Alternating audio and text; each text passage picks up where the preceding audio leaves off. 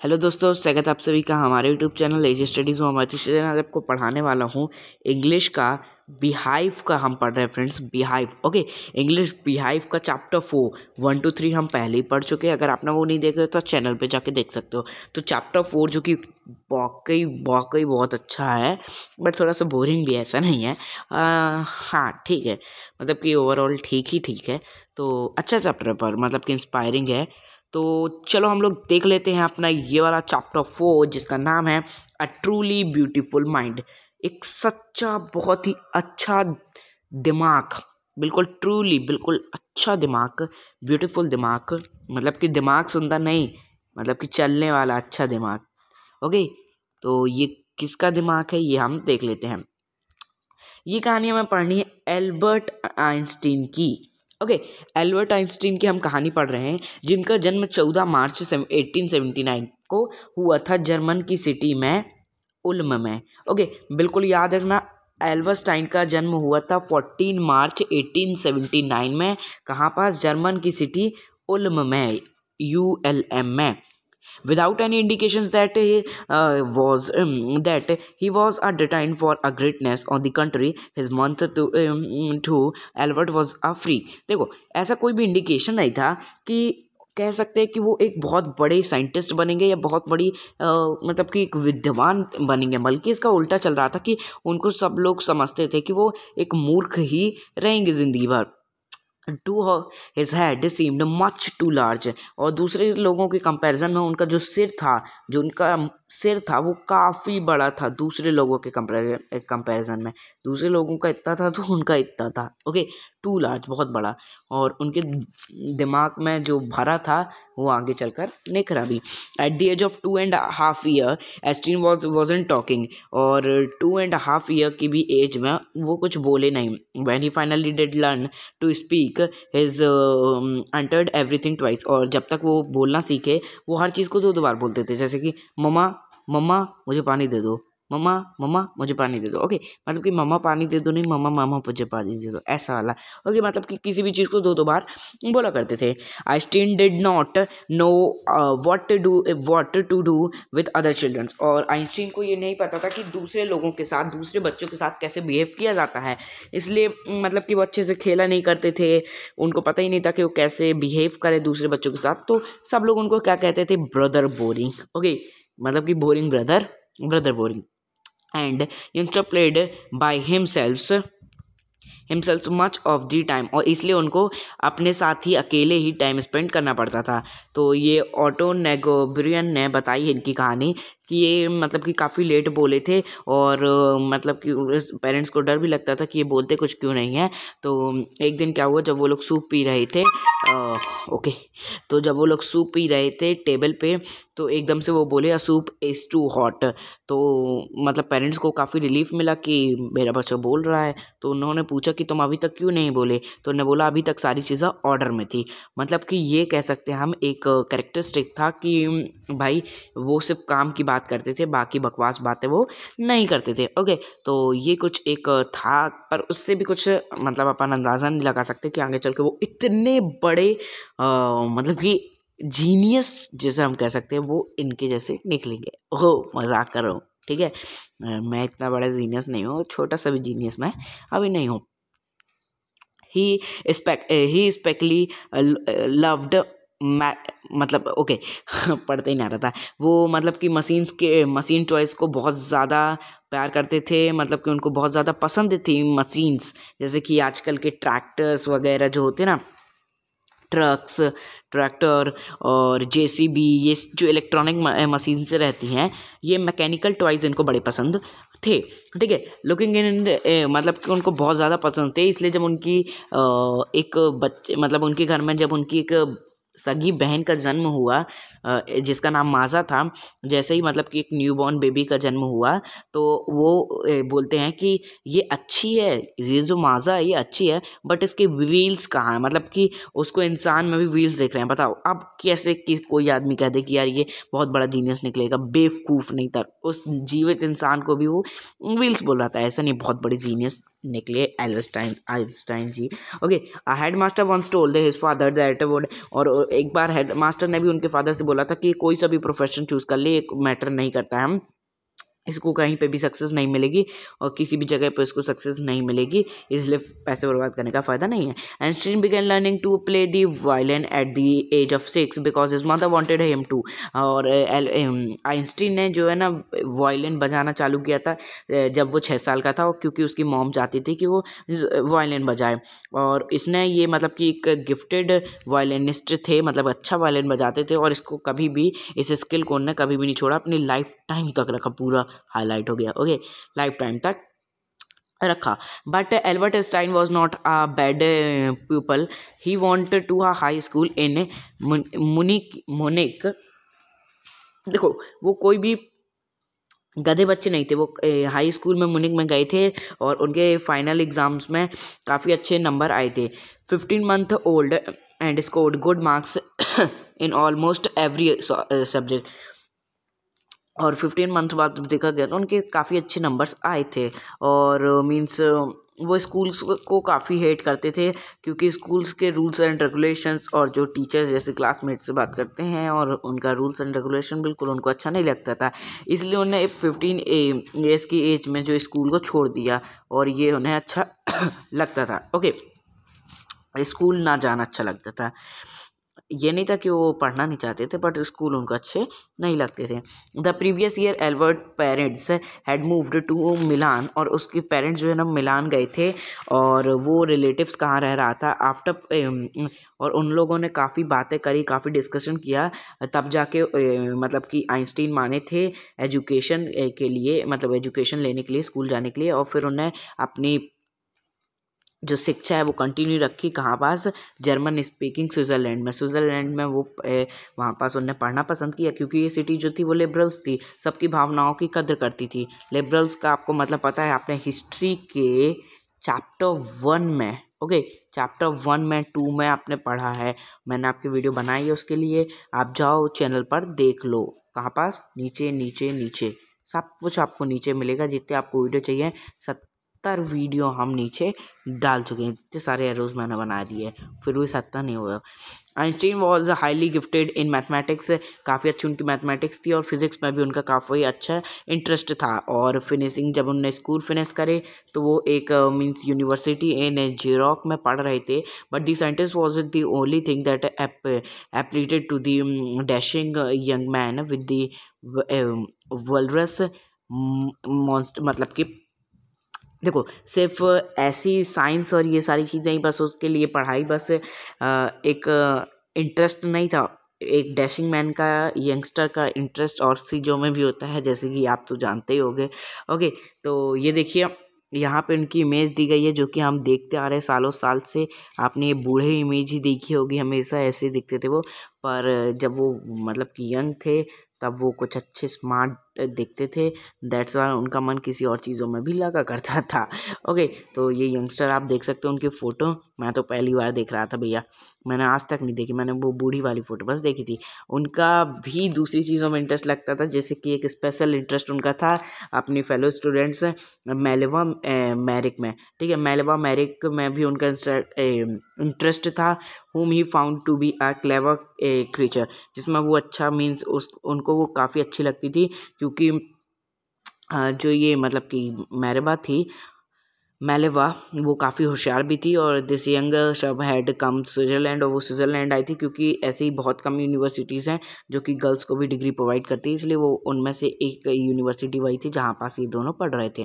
Einstein saw in her an ally against the philistine those peoples in his, okay. तो मतलब कि उनको वो लोग बिल्कुल पसंद नहीं थे जो कि पढ़ते नहीं थे, और मतलब कि म्यूज़िक से वो नहीं सीखते थे। पर ये जो कपल थे कुछ दिन बाद प्यार करने लगे, और मतलब कि इनके लेटर्स वेटर्स में भी क्या रहता था कि ये लोग चीज़ों को मिक्स कर देते थे, जैसे कि साइंस को मिक्स करके ये लोग लिखा करते थे। और इनका एक लेटर आज भी जिंदा है, जिनको पढ़ के आज लोग इनके बारे में जान सकते हैं। तो उन लोगों ने एक लेटर में लिखा था कि कितना खुशी होगी हमें, कितना प्राउड फील होगा जब हमारी जो रिलेटिविटी की जो हम लोग मतलब कि रिसर्च कर रहे हैं रिलेटिविटी में, क्या है इसका मतलब कि रिलेटिविटी एक मतलब रिलेटिविटी एक प्रोजेक्ट है उन लोगों का जिसमें वो लोग रिसर्च कर रहे हैं। तो जब ये पूरा हो जाएगा तो उनको कितनी ज़्यादा खुशी होगी, तो वो लोग ऐसा लेटर में बात कर रहे हैं।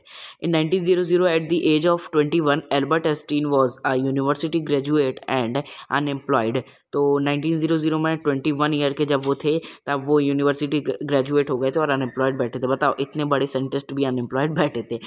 ही worked as a teaching assistant, और वो टीचर बन गए थे। गेव प्राइवेट लेसन्स देते थे और finally secured a job in 1902, और 2 साल बाद उनको जॉब मिल गई। Technique experts in the pattern office in burn, और बर्न में उनको पैटर्न ऑफिस मतलब कि ऐसे टेक्निक एक्सपर्ट मतलब कि जैसे कि कोई भी इन्वेंशन होगा, ओके, तो उसको रिसर्च करने की, उसको चेक करने की जिम्मेदारी की होगी आइंस्टीन की होगी। ऐसी उनको नौकरी मिल गई थी। While he was supported to be assisting other peoples inventions, Einstein was actually developing his own ideas in secret. और दूसरों के आइडियाज़ के तो सपोर्ट कर ही रहे थे, साथ में वो अपना एक ओन आइडिया, एक सीक्रेट आइडिया डेवलप कर रहे थे। He said to have jokingly called his desk drawer at a work of a बुरियन ऑफ a theoretical physics। तो अपनी वो मजाक में ड्रॉच को क्या कहते थे, bureau of a theoretical physics, मतलब कि फिजिक्स के बहुत सारे कागज उस पर रखे हुए थे, तो उसको वो इस नाम से पुकारा करते थे अपनी ड्रॉच को। ओके, बिल्कुल पागल थे, ऐसा नहीं है। One of the famous paper of 1905 was Einstein special theory of relativity. तो जो हम रिलेटिविटी के बारे में पढ़ रहे थे ना, तो स्पेशल थ्योरी ऑफ रिलेटिविटी थी। इसके अकॉर्डिंग जो टाइम और डिस्टेंस है वो कभी भी एब्सोल्यूट नहीं होता है, हम हर जगह सेम नहीं होता है। इंडीड टू परफेक्टली एक्यूरेट, और कभी भी एक्यूरेट नहीं होता है, हर समय में बदलता रहता है। Will not continue to show the same time if they come together again after a journey if one of them has been moving very fast relative to the other. और वो बोल रहे हैं कि अलग अलग कंडीशन के हिसाब से अलग अलग, कभी की टाइम बहुत ज़्यादा तेज़ चलता है और कभी टाइम बहुत स्लो चलता है। ओके, तो यही है relativity, theory of relativity. From this followed the world most famous formula which described the relationship between mass and energy। और एक फॉर्मूला आया था जो कि मास और एनर्जी की रिलेटिविटी बताता है। E is equals to, E होती है एनर्जी, M होता है मास, और C होता है मतलब कि C क्या होता है, ओह भूल गया मैं, मतलब कि मास, और C वैक्यूम, या वैक्यूम होता है जहाँ पे एयर नहीं होती है। तो इससे हमको पता चल जाता है, अरे ये क्या हो रहा है मतलब इससे हमको पता चल जाता है कहाँ पास कैसा है। तो यहाँ पे एक बहुत ही अच्छा एग्जाम्पल दिया हुआ है जिसको सुनकर आपको काफ़ी हंसी और काफ़ी मज़ा आएगा। इस स्टोरी का सबसे अच्छा एग्जाम्पल मैं आपको बताने वाला हूँ। तो भाई इसमें आइंस्टीन ने बोला है, मैं नहीं बोल रहा हूँ कुछ, ओके, मैं कुछ बड़ा चढ़ा के नहीं बता रहा हूँ, मुझ पर 5 शक करने लगना आप। तो आइंस्टीन ने इसमें बोला है, when you sit with a nice girl for 2 hours, जब आप एक अच्छी लड़की के साथ अगर 2 घंटे के लिए बैठेंगे तो मतलब कि आपको लगेगा कि ये सिर्फ 2 मिनट हुए हैं, मतलब कि हमको तो अभी मिले हुए 2 मिनट ही हुआ है और आप जाने लगे, तो आपको ऐसा लगेगा। और अगर आप किसी गर्म तवे पे बैठे हुए होंगे तो आपको 2 मिनट भी 2 घंटे के समान लगेंगे। तो इसी को हम कहते हैं रिलेटिविटी, टाइम रिलेटिविटी। और जो कि एल्बर्ट आइंस्टाइन ने दी है, ये कोई अतिशय बाबा ने नहीं दी है, ये एल्बर्ट आइंस्टाइन ने दी है, बिल्कुल याद रखिएगा। ओके, मैं कुछ बड़ा चढ़ा के नहीं बता रहा हूँ, मुझ पर मत शक करने लगना। ओके, तो आगे बढ़ते हैं हम। While Einstein was solving the most difficult, देखो अब 1 मिनट, सुनो। तो जब मीन्स आइंस्टीन जो है वो एक मोस्ट डिफ़िकल्ट प्रॉब्लम सॉल्व कर रहे थे फिज़िक्स की, तब उनकी प्राइवेट लाइफ भी जो थी वो भी मतलब कि डिफ़िकल्ट चल रही थी। Albert had wanted to marry, मतलब कि वो एक किससे शादी करना चाहते थे, मेलेवा से, और उसकी मम्मी जो थी वो उससे मना कर रही थी क्योंकि वो सोचती थी कि जो मेलेवा है वो 3 साल बड़ी है और है भी, ओके, उसके बेटे से। और वो भी इसके मतलब कि मेलिवा जो है वो काफ़ी इंटेलिजेंट है, इसी की जैसे एकदम बुक जैसी है। और मुझे कोई कामकाजी लड़की चाहिए, सबको कामकाजी लड़की चाहिए रहती है, वो बुक जैसी लड़की उनको नहीं चाहिए। वो भी काफ़ी पढ़ती लिखती थी, दैट्स व्हाई उनको पसंद नहीं थी। मतलब कि ये थिंकिंग मुझे बिल्कुल अच्छी नहीं लगती। उनका लड़का पढ़ता है, मतलब कि लड़की क्यों नहीं पढ़े। The pair finally married in January 1903, पर उनने शादी कर ली, चाहे मम्मी माने चाहे ना माने, 1903 में। एंड हैड 2 सन्स, और 2 बच्चे भी थे। But a few years later the marriage faltered, और कुछ 2 ही साल बाद उनकी मैरिज है वो मतलब फ़िल्टर करने लगी, अच्छे से नहीं चल पा रही थी, अब वो नहीं टिक पा रही थी। देखो कोई भी अगर अपने मम्मा पापा की बात नहीं मानेगा तो ऐसा ही होगा। दैट्स वाई ये सब काम मत करना आप लोग यार एटलीस्ट ये तो मत करना। Okay, Mileva Manuel was losing her इंटिक्लेटेंस एम्बिटीज। देखो तो मेलिवा जो थी वो इनके साथ खुश नहीं रह पा रही थी, बिकमिंग अनहैप्पी हाउस वाइफ। तो वो अनहैप्पी हाउस वाइफ बनती जा रही थी after years of a constant fighting, और खूब लड़ाई चलती थी। और फिर फाइनली जो कपल ने डिवोर्स ले लिया 1919 में, ठीक है। तो 1919 में उन्होंने डिवोर्स ले लिया। Einstein married his cousin Elsa the same year, और आइंस्टीन ने अपने मतलब कि कज़न से शादी कर ली, एल्सा से। ओके, तो उधर पास ये सारी चीज़ें चलती रहती थी, बट हमारे गाँव तो नहीं चलता और नहीं चलना भी नहीं चाहिए। ओके, ये सारी चीज़ें अच्छी चीज़ें नहीं है। तो उन्हें अपनी कज़न से ही शादी कर ली थी उसी साल, मतलब कि ठीक है, अब क्या कहो भैया किसी को। ओके, आगे बढ़ते हैं। All right, Einstein new personal chapter considered with his rise of the word frame. In 1950 he had published his general theory of relativity. तो उन्होंने 1950 में अपनी जनरल थ्योरी ऑफ रिलेटिविटी को लॉन्च कर दिया था with provided a new interpretations of a gravity and. और उन्होंने मतलब कि एक इंस्पिरेशन से ये जब ग्रेविटी का लॉन्च हुआ था और एन एक्लिप्स जब आई थी एक्लिप्स, तो उन्होंने मतलब कि सन रेसेस से बताया था, 1919 में प्रूफ किया था। और आइंस्टीन जो है वो पहले ही करेक्टली कैलकुलेट कर चुके थे कि जो लाइट है वो कितने स्टार से, मतलब कि यहाँ पास तो कुछ ज़्यादा ही मतलब कि बड़ी मैथ्स लगी हुई है, मतलब फिज़िक्स लगी हुई है 10th 12th की। तो अभी ये आपके काम के नहीं है कि कितने ज़्यादा डिफ्लेक्ट होगी सन की रेज ग्रेविटी से फील्ड में। तो ये मतलब कि यहाँ पे दिया गया। आप सिर्फ यही सोच लीजिएगा कि 1919 में जब वो क्या आया था, जब वो आया था एप्लेक्स आया था, उससे उसने मतलब कि एक्यूरेट किया था कि ये कब हो, मतलब कि रिफ्लेक्शन के बारे में। और जो आइंस्टीन है वो पहले ही से ही एक्यूरेट बिल्कुल सही कैलकुलेट कर कर बैठे हुए थे। Okay, Einstein received the Nobel prize in physics for physics in 1921। Nobel prize जीते थे वो फिजिक्स में 1921 में। He was sworn with honors and invitations for all over the world and lauded by the press। और उनको पूरी दुनिया में बुलाया जाता था और प्रेस भी उनकी मतलब कि वो क्या कहते हैं इसको, मीटिंग वीटिंग या फिर इंटरव्यू के लिए बुलाती थी। ठीक है, तो यहाँ पे आपने ऐसे जो देखे ना, तो ये अलग अलग स्टोरीज मतलब अलग अलग टाइम के बाद ये वैसे बताया जाता है।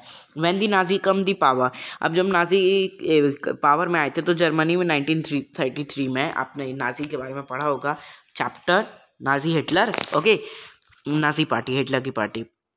एंड 1933 में Einstein emigrated to the United States. 5 years later, the discovery of nuclear fusion in Berlin had American physicians in uproar. Many of them had fled from fascism. तो जब जर्मनी में आए थे, मतलब कि ये लोग नाजी जब आ गई थी, तब उनने मतलब 5 साल बाद क्या डिस्कवर कर दिया था, न्यूक्लियर बॉम्ब डिस्कवर कर दिया था। और बहुत से लोग इससे फ्लटेड हुए थे, और मतलब कि ये बॉम्ब जो है ये डिफ्यूज़ कर दिया गया था, एटम बॉम्ब मतलब कि डिफ्यूज़ नाजी पास फेंक दिया गया था। At the urging of a colleague, Einstein wrote letter to the American president. और फिर उन्होंने अमेरिकन के प्रेसिडेंट को लेटर लिखा था, फ्रैंकलिन डी रॉसवेल्ट को, on 2 August 1939, in which he warned a single bomb of this type exploded in a port might very well destroy the whole port together will some of the surrounding territories. His word did not fail to have an effect. The American dissolved the atom bomb in a secret project to their own and dropped in a Japanese cities of Hiroshima and Nagasaki in August 1945। तो इन्होंने अगर मतलब कि किसको डराने की कोशिश करी थी, अमेरिकन को डराने की कोशिश करी थी कि मैं एक बॉम्ब फेंकूंगा तुम्हारी पूरी कंट्री नाश हो जाएगी। अमेरिका ने एक सीक्रेट बॉम्ब लॉन्च कर दिया और जापान के हिरोशिमा और नागासाकी में बॉम्ब फेंक दिया। तो आपने सुना होगा कि हिरोशिमा और नागासाकी में किसने बॉम्ब फेंका था, किसने फेंका? अमेरिकन ने फेंका। ओके, 1945 में, याद रखिएगा। Einstein was deeply shaken by the extent of the destructions. This time he wrote a published message to United Nation. अब उन्हें United Nation को मीन्स एक लेटर लिखा. In it has proposed the formations of world government, like the letter to Roosevelt. This one made no impact, but over the next decades Einstein got ever more involved in politics against for an end to the arms build up and using his popularity to campaign for a peace and democracy. तो क्या होता था कि मतलब कि ये जो letter इनको भेजा था कि इससे कोई इम्पैक्ट नहीं पड़ रहा है और हमें कुछ और करना होगा, और फिर ये पॉलिटिक्स में आ गए थे, ऐड हो गए थे, और मतलब कि आर्म्स बना रहे थे ये लोग, और डेमोक्रेसी में ये घुस गए थे. ठीक है. So when the Einstein died in 1955 at the age of 76, he was celebrated as a visionary and world citizen as much as a scientific genius. और जब इनकी मृत्यु हुई 1955 में, हमने एक बड़ा जीनियस को उस दिन खो बैठे हम अपने हाथ से. और ऑफ 76 मतलब कि 76 ईयर के जब थे, और जब वो उनकी मृत्यु हो गई, और इस दिन को सेलिब्रेट किया जाता है विजनरी एंड वर्ल्ड सिटीज़न दिन के नाम से, और ये साइंटिफिक जीनियस दिन भी कहलाया जाता है. तो बहुत ही अच्छा, मतलब कि ज़्यादा अच्छा नहीं था ना? अच्छा लगा कि नहीं? अच्छा लगा हो तो बहुत अच्छी बात. मिलते किसी और वीडियो में. अगर ये वाली वीडियो अच्छी लगी हो तो इसे लाइक कर देना, चैनल को सब्सक्राइब कर देना. और फ्रेंड्स, अभी तक अगर आपने हमारे टेलीग्राम वाले ग्रुप को ज्वाइन नहीं किया है तो ज़रूर कर दो भाई. वो ग्रुप बहुत अच्छा आपके लिए हेल्पफुल है. तो मिलते हैं किसी और वीडियो में. बिल्कुल आप कमेंट्स करो, और bye bye bye, good bye.